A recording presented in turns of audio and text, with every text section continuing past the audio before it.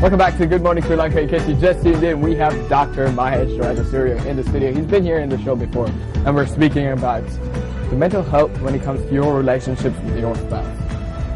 Yes, Welcome back. yeah. Welcome back, Doctor. All right. So now, before we went for the break, I mentioned that we are going to speak about weddings versus a marriage. Now, I That's think correct. that in a cultural context, many people spend a lot of time, a lot of effort, a lot of thought. Many girls dream about their wedding dates. Yeah. But how much time do you think people spend on marriage as opposed to their weddings? That is correct. Yeah.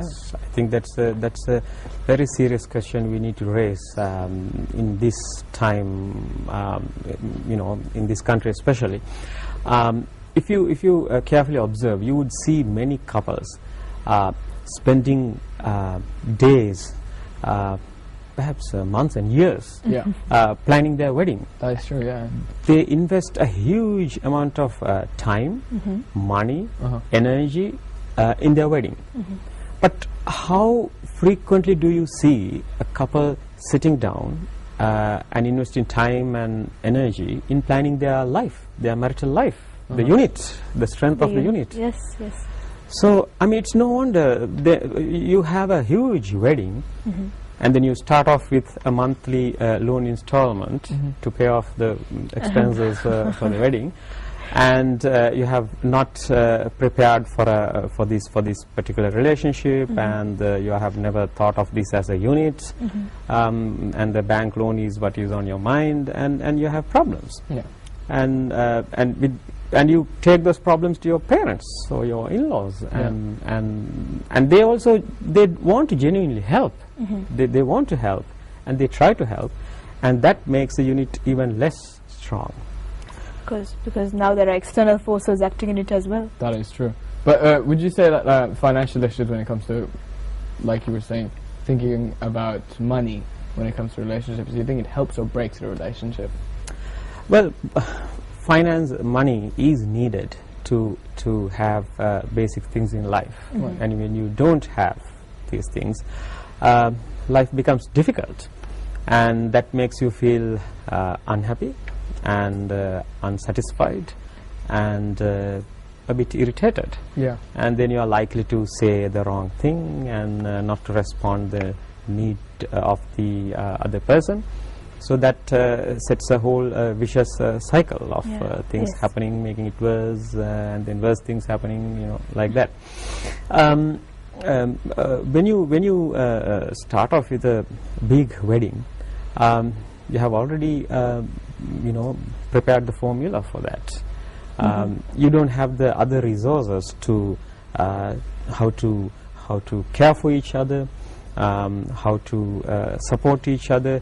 The only thing or the main thing that you had in your mind was to have a huge wedding and have lots of photographs, and then you carry the album, thinking that is the most important thing. But show it to every guest that comes to your house. Did you see my wedding? Look how pretty I am in my wedding dress. No. Yeah. In your wedding dress, yes, Jason. I was imitating a girl. Okay, fine. But when you talk about financial security, I think that's most important in a marriage as well, for the peace of mind of both the parties there, and a wedding really puts a crimp in that plan. But so what can couples do to take a step back and look at maybe why they are marrying in the first place, and what they can do to really have a great marriage as opposed to a great wedding? Yes. What are the steps they can take? Yes. For that, we need to increase our awareness about how we make decisions.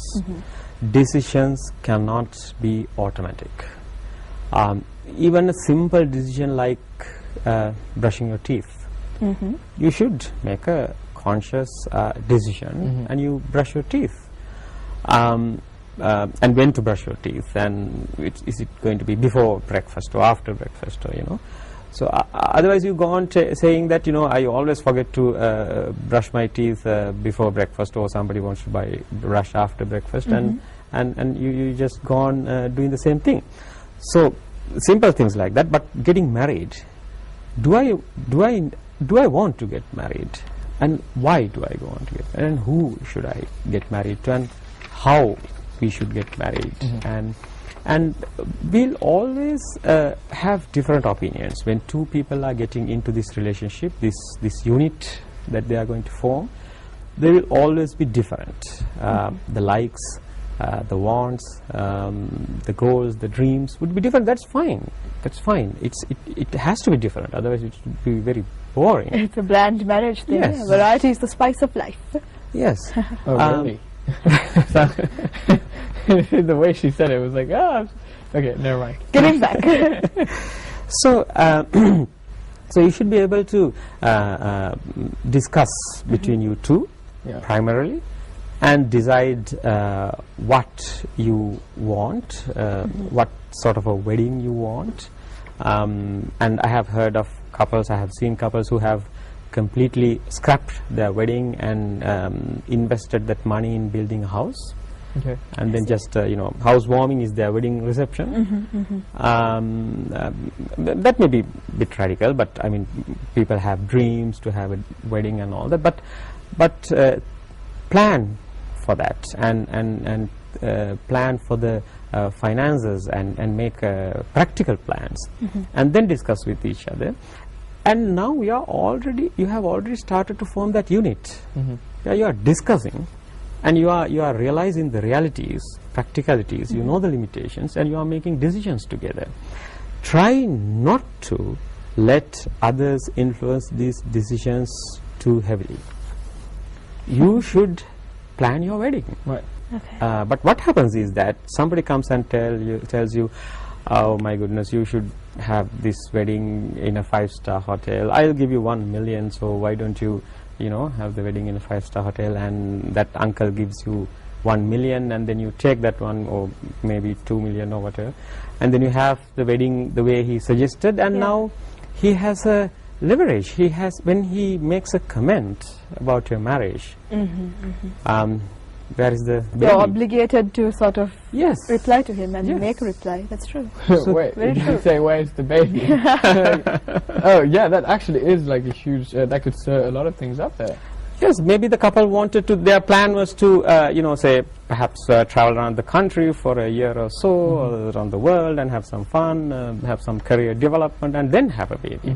And now that uncle who gave you the million is comes and asks you, where's the baby, or when are you going to have a grandchild? Yeah. So then it's very difficult for you to say, no, you are going to delay it for 2 years. Yeah, that's So the- true. all So of the the important thing is to sort of make sure that you're an independent unit and you've made your decisions on your own, is That it, is Doctor? correct. And that you Yes. can then take responsibility and say, we are doing this for this reason, no one else can say anything to us. Exactly. That taking responsibility is the most beautiful thing in forming a unit. So you two make a decision, and you face the consequences, which may be good, which may be bad. Either way, when you face together, that bonds you even more, and that is the good thing in life. When you start living course. as a couple, as a unit, you two make a decision, and you have the consequences. If it is good, wonderful. If it's bad, still you have to face, and you two face those consequences, and you take the next course of action. Right. So, but when somebody else is making plans for you and telling you what steps to take, it's very difficult to have a strong unit. It's very difficult to have a good relationship. Doctor, let me ask you this. This is a quick thing that's actually running through my mind right now. Arranged marriages it's part of our culture, right? Let's bring that up. In your opinion, have you ever seen like a more healthier relationship in an arranged marriage, or in someone that's actually married Been their in high love school with- sweetheart yeah, or whatnot? yes. Going by experience, it's very difficult to comment which one is better. I have seen many couples who live very happily, having very strong units, in very good relationships, but their marriage was an arranged marriage. The important thing is that, say, if it is a proposal and you are going to have an arranged marriage, the important thing is to get to know the other person first, and have a relationship going on for a while.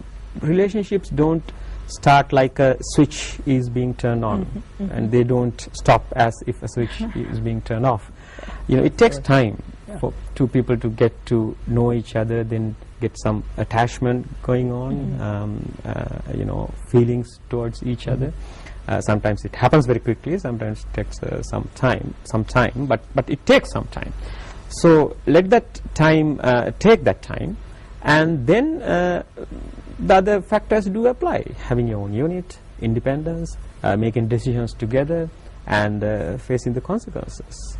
And then we have to come to RESPCT, which is respect.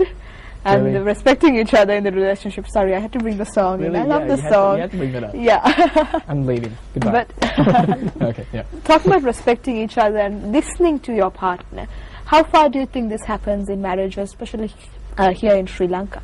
And what can couples do to really listen to each other more and respect the wishes of their partner? I think it starts with self-respect. Okay. You have to first learn to respect yourself. If you don't respect yourself, it's very difficult to respect another person. Which goes back to the previous topic which we discussed a few days back, the assertiveness. Yes.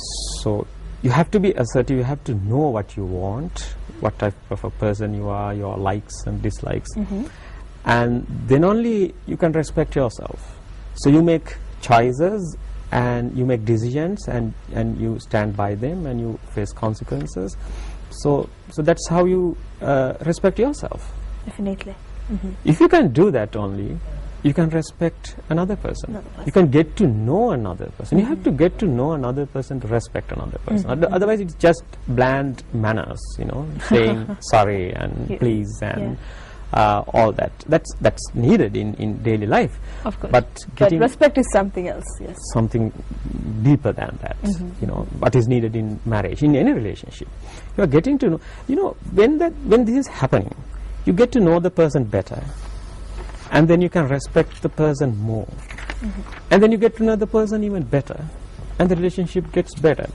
So when this keeps happening, every year the relationship gets better.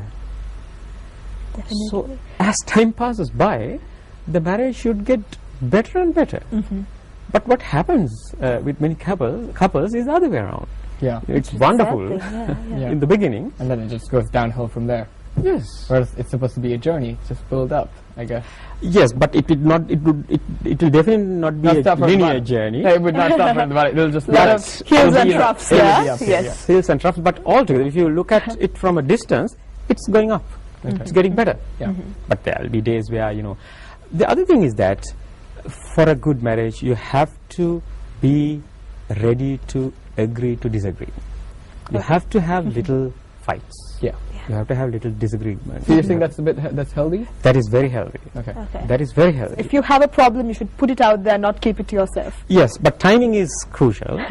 When you do that, is a topic perhaps we can talk for an hour. Yeah. But how Well, and let when me put that to the test. Amaya, I don't like it when you sing on set. I'm sorry.